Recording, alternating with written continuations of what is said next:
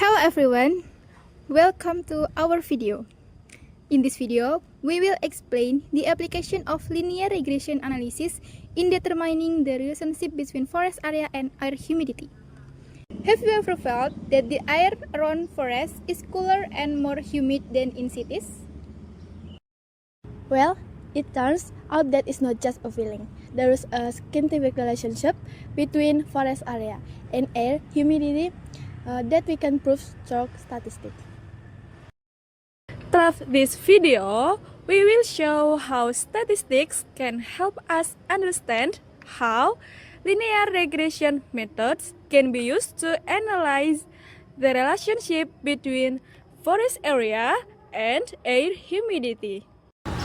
Alright, the goal is make us more aware that the protecting forest is not just about the environment, but is about the scientific data give an impact in our lives. So don't skip it. Let's learn together about the application of statistics in determining the relationship between forest area and air humidity levels. In this video, we use data from the Central Java Statistics Agency, or BPIs, for 2016. From this data, we can see that each district has a different forest area. This phenomenon can be explained scientifically using the linear regression method. Linear regression is a statistical analysis used to examine the relationship between two variables, the independent variable x and the dependent variable y. In this study, forest area is the x variable and air humidity is the y variable. Through linear regression analysis, we can determine whether there is a significant relationship between the two. For example, does a larger forest area result in higher air humidity? And then, the general equation is y is equal to a plus bx, where a is a constant, and then b indicates the direction and magnitude of the effect of forest area on air humidity.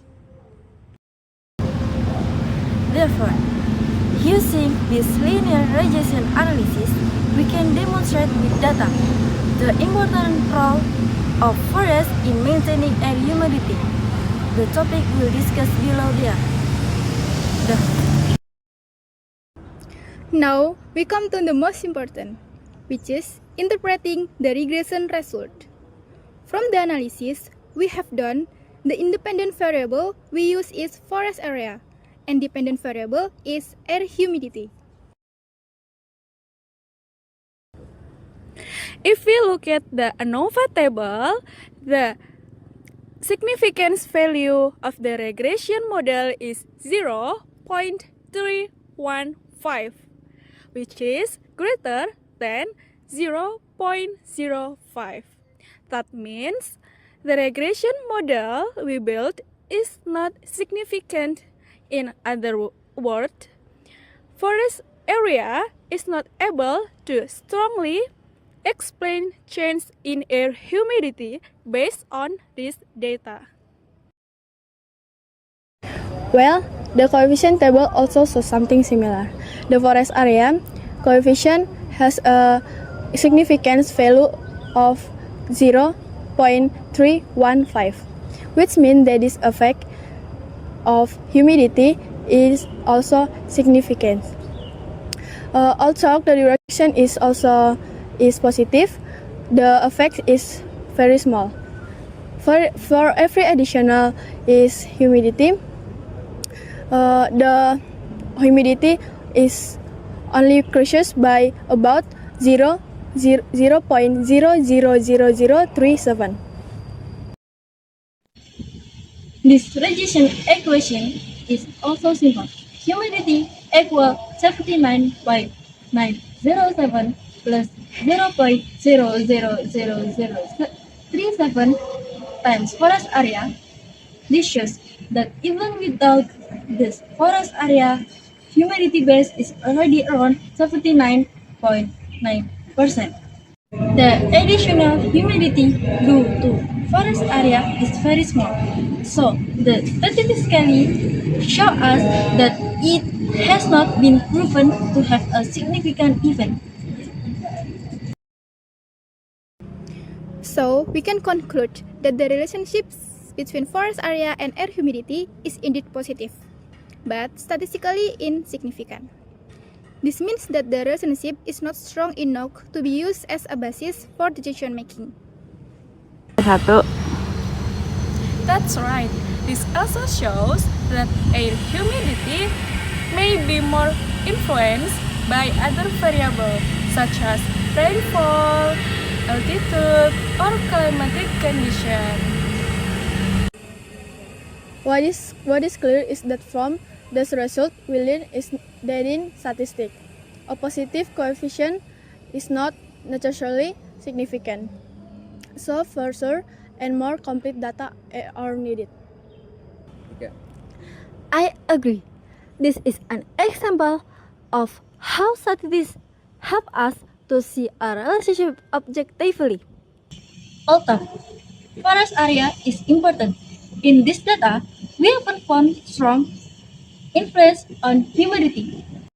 Now let's look at the graph showing the relationship between forest area and air humidity. From this graph, we can see that most areas have a relationship between 20 and 60,000 needed. That's right. Even though the forest area varies quite a bit, the air humidity tends to be stable in the range 80 to 86%. So the various humidity is too vary too much.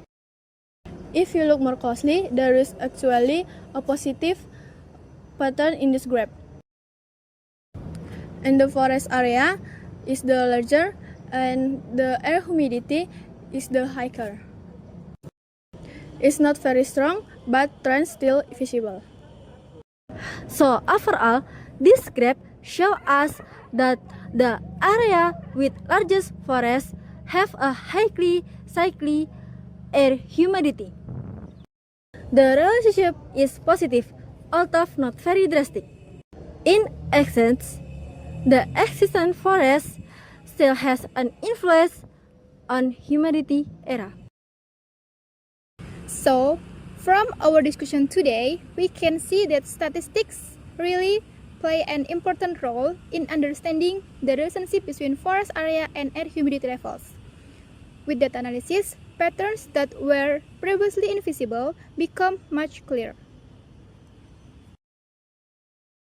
That's right. Through statistical methods such as regression, we can determine how much forest area change affect air humidity. This information is very important, especially for environmental research and conservation planning. We hope our explanation has helped you understanding how statistics are applied in real life, especially in the environmental research and conservation planning. Thank you for watching. Don't forget, like, comment, and share if you found this content useful. And of course, subscribe so you don't miss out on other educational content.